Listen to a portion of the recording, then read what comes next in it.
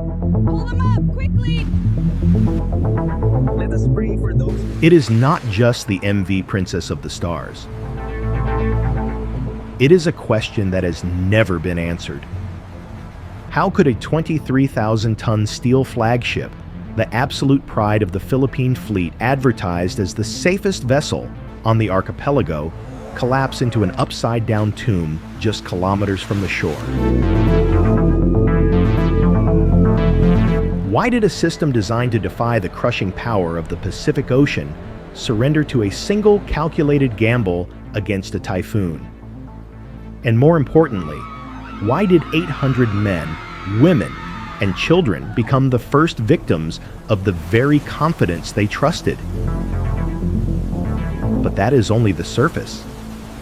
Behind the moment, the massive, bulbous bow rose from the waves like a rusty gravestone, lies another story, less told, but equally dangerous, about 10 tons of secret poison, a legacy of maritime arrogance, and a chain of small errors merging into history. Why did it all happen in the furious June of 2008? And what actually killed the Princess of the Stars? The wind, the waves, or the toxic greed hidden in the cargo hold? Stay tuned, because the truth about the Chuyan Tao Jok Duok is unlike any story you know.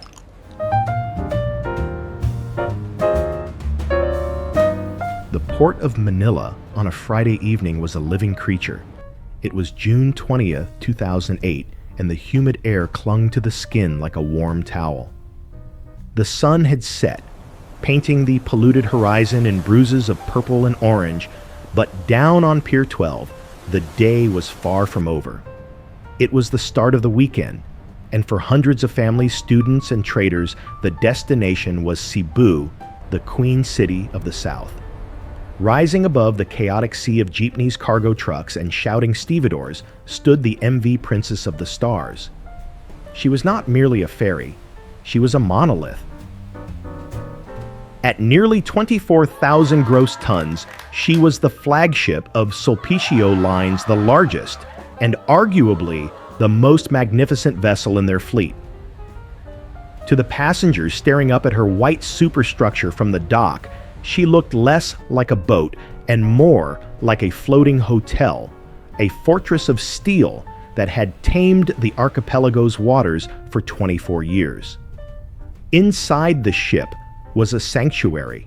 The moment passengers stepped off the gangway and into the air-conditioned interior, the grime of the port vanished. The economy sections were bustling, a labyrinth of bunk beds that smelled of fresh laundry and floor wax. Families staked out their territories with bags of pasalubong, laughing as they arranged pillows and shared meals packed in Tupperware.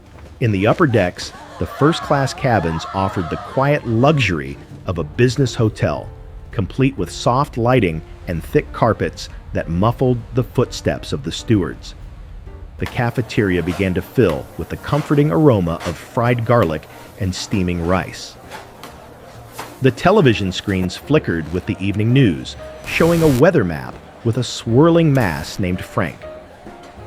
But here, surrounded by bright fluorescent lights and the reassuring hum of the ship's massive generators, the typhoon felt like a fiction, a problem for the fishermen in small wooden bankas, not for a leviathan of this caliber. Deep below the dining hall, in the cavernous darkness of the cargo hold, a forklift retreated, leaving behind a 40-foot metal container that looked identical to the hundreds of others stacked nearby. The manifest listed it simply as agricultural cargo. It sat silently between luxury cars and sacks of rice secured by heavy chains.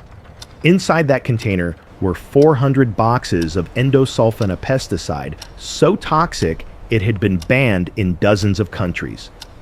While the children upstairs bought ice cream from the canteen, the lethal chemical sat in the dark, waiting for the water that would turn it into a weapon. At 8:00 p.m., the ship's horn blasted a deep baritone note that vibrated in the chests of everyone on board. It was the sound of authority. Captain Florencio Marimon, a veteran mariner who knew these waters as well as the lines on his own palm, gave the order to cast off. The massive engines roared to life, churning the black water of the harbor into white foam. As the Princess of the Stars glided past the breakwater, the lights of Manila began to shrink, turning into a glittering necklace on the horizon. The mood on board was festive. Karaoke machines in the lounge fired up, belting out ballads that competed with the rhythmic thrum of the propeller shaft. Passengers stood on the promenade deck, smoking cigarettes and watching the calm, black mirror of the ocean. The Coast Guard had given the green light. The ship was approved to sail. To everyone on board, the sheer size of the vessel was a promise. Steel was strong. Physics was absolute. They were aboard the biggest ship in the country, and nothing could touch them. The clock on the bridge wall ticked steadily forward, measuring the final hours of the old world, unaware that the barometer in the corner had already begun its slow, terrifying drop towards zero. The Princess pushed south, slicing through the calm waves, heading straight into the open arms of the Sibuyan Sea. Saturday morning, 11:00 a.m. The world has lost its color. There is no horizon anymore. There is only gray, a violent churning gray that erases the line between the sky and the Sibuyan Sea. The Princess of the Stars is no longer a fortress. She is a toy, the Typhoon. Frank has defied the forecast, slamming into the vessel with winds tearing at 160 kilometers per hour. Inside the ship, the Golden Dream is dead. The air conditioning has failed, replaced by the hot, wet stench of vomit and diesel. The ship heaves violently, pitching up, then slamming down with the force of a car crash over and over again. In the economy deck, 700 people are gripping the metal railings of their bunks. Children are crying, but the sound is swallowed by the roar of the wind outside, a sound like a jet engine that never takes off. As a young mother in bunk 402 mixes powdered milk for her crying baby, attempting to steady her shaking hands, the first heavy-duty chain in the cargo hold snaps with the sound of a gunshot. The ship is taking a beating, but she is fighting back. Captain Merriman is on the bridge fighting the wheel. He orders a maneuver to shield the vessel from the waves. For a moment it works. The ship steadies. The violent rolling slows down. The false hopes spike. The lights, which had flickered and died, suddenly buzz back to life. The hum of the ventilation returns. A collective breath is released across the decks. Passengers look at each other, eyes wide, whispering that the worst is over. A crew member in the cafeteria shouts that help is coming, that the engines are strong. For 30 seconds there is relief. For 30 seconds they are just late, not dead. Then the floor drops out. A rogue wave, a monster of hydraulic pressure, slams into the port side. The impact is not a splash, it is a collision. The massive ferry groans, a sound of tearing steel that vibrates through the shoes of every person on board. The engines die. The silence that follows is heavier than the storm. Without power, the princess is helpless. The wind catches her high superstructure like a sail, pushing her broadside to the waves. She begins to tilt. 10 degrees, 20 degrees. In the dining hall, the world rotates. Tables unbolt from the floor. Plates, trays, and hot soup become missiles. People slide across the linoleum, a tangle of limbs and screaming voices. The floor is becoming a wall. The wall is becoming the ceiling. Lens A. The predator. Ocean. The ocean does not wait. It sees the opening and rushes in. It smashes through the glass windows of the promenade deck, not with a splash, but with the force of a sledgehammer. The water is cold, salty, and furious. It chases the passengers down the corridors, hunting them in their own cabins. In the cargo hold, the darkness is absolute, and the sound is apocalyptic. The shadow thread.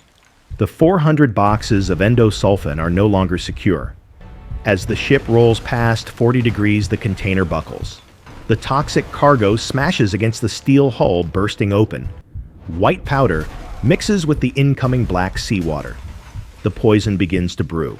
Up on the deck, the order to abandon ship is a whisper in a hurricane.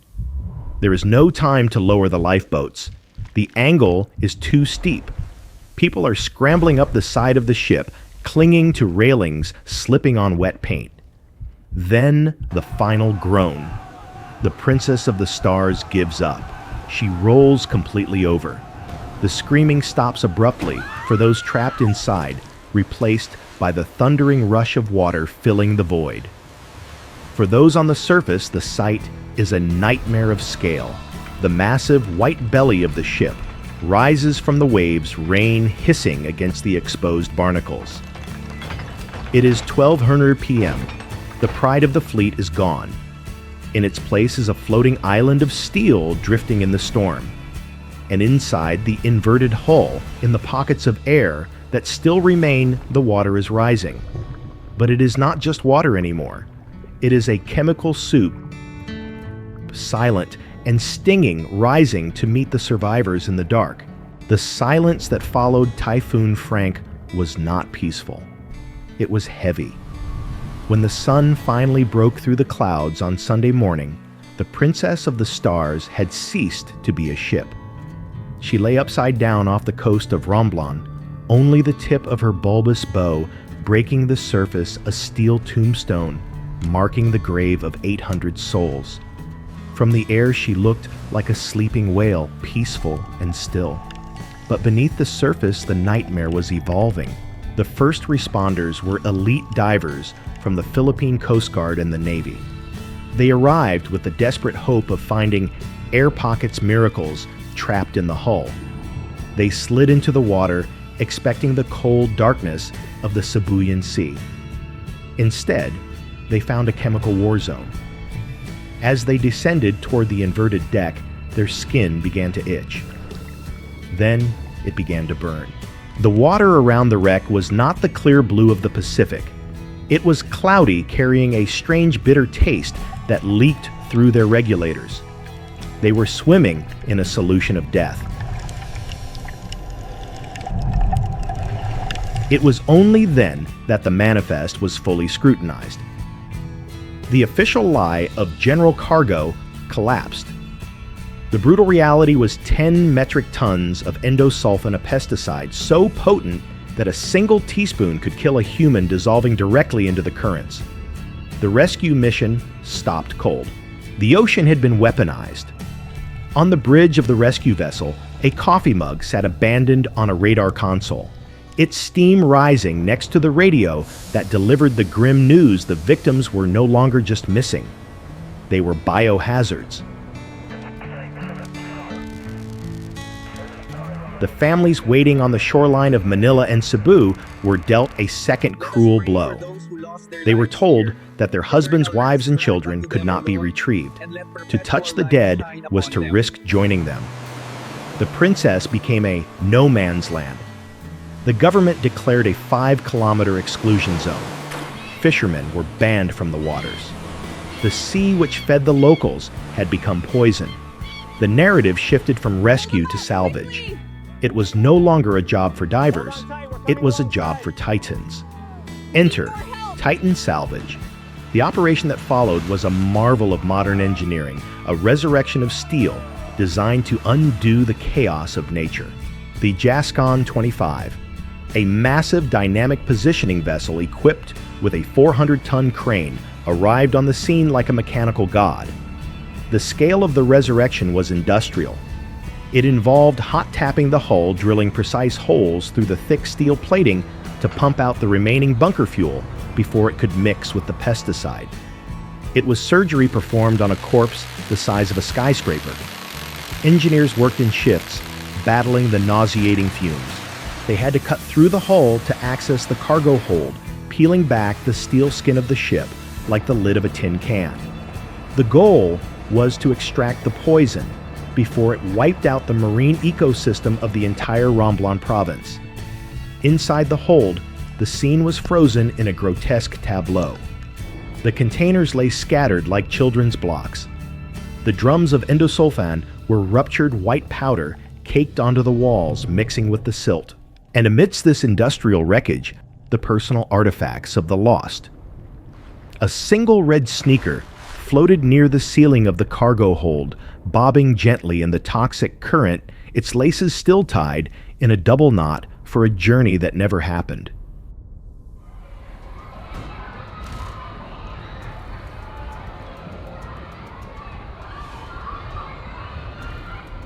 When the divers finally returned, clad in heavy hazmat suits that made them look more like astronauts than frogmen, they moved slowly. They retrieved the pesticide drum by leaking drum, and then they retrieved the passengers. The bodies were not preserved. They were erased by the chemical exposure and the sea. The identification process would take months, relying on DNA from bone marrow because the features were gone. The Princess of the Stars had not just killed them, it had stripped them of their names. Hold on tight, we're coming alongside. The engineering feat was successful. The poison was removed, the fuel was pumped out. But the resurrection was hollow. The machines had won the battle against the chemicals, but they had lost the war for the humans. The ship was eventually righted, a rusty, battered shell dragged back to the surface, dripping with mud, and bad memories standing tall one last time to answer for its sins. The hull of the Princess of the Stars was eventually towed away, stripped for scrap, and melted down. The physical evidence of the disaster was erased from the map, but the scar it left on the psyche of the Philippines is a wound that has refused to close. In the years that followed, the courtrooms of Manila became the new battleground. The silence of the grave was replaced by the dry rustle of legal papers and the gavel's strike. The investigation peeled back the layers of the tragedy, revealing a rot far deeper than the ship's hull.